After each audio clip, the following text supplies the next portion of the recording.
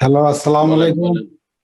ওয়ালাইকুম আসসালাম রহমতুল্লাহ বরকাত। আমি বলেন। পেনসিলভেনিয়া থেকে বলছি। জি।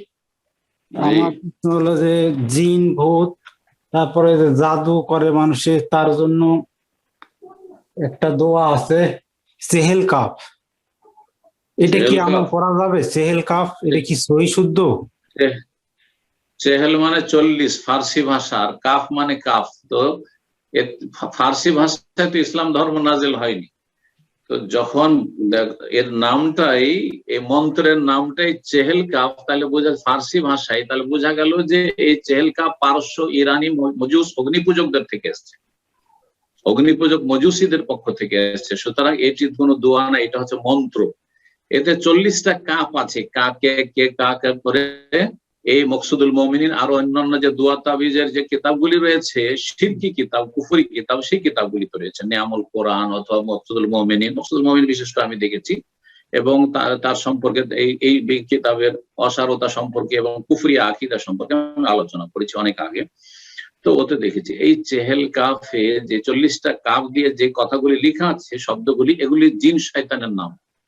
এই জিন শয়তানের নাম উচ্চারণ করে এই মন্ত্র পাঠ করে তারা কিছু করে থাকে, তদবির করে থাকে। সুতরাং এটি কুফরি কাজ। যারা করে তারা কুফরিতে লিপ্ত হয়, এবং যারা লিখেছে তারা কুফরি কথা লিখেছে। এবং তারা যদি তাদের কাছে কুফরিতে বাধা না থাকে, তাহলে তারা কুফরিতে লিপ্ত ছিল, তারা কুফরিতে লিপ্ত ছিল। জি।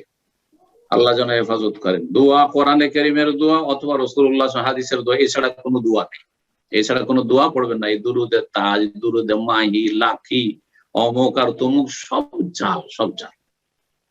হয় কোরআনের কোন আয়াতে দোয়া আছে, আর না হয় রাসূলুল্লাহ সাল্লাল্লাহু আলাইহি ওয়াসাল্লামের হাদিসে কোনো দোয়া আছে, আরবি ভাষায় হইতে হবে। আর না হলে নিজের ভাষায় দোয়া করেন। আপনি অর্থ বুঝতে পারছেন বোধগম্য, আল্লাহ আমার জিন শয়তানকে তাড়িয়ে দাও তুমি। আল্লাহ তুমি আমাকে জিন আশ্রয়, জিন শয়তানের অনিষ্ট থেকে আশ্রয় দান করো, নিজের ভাষায় বলি, কোনো অসুবিধা নেই।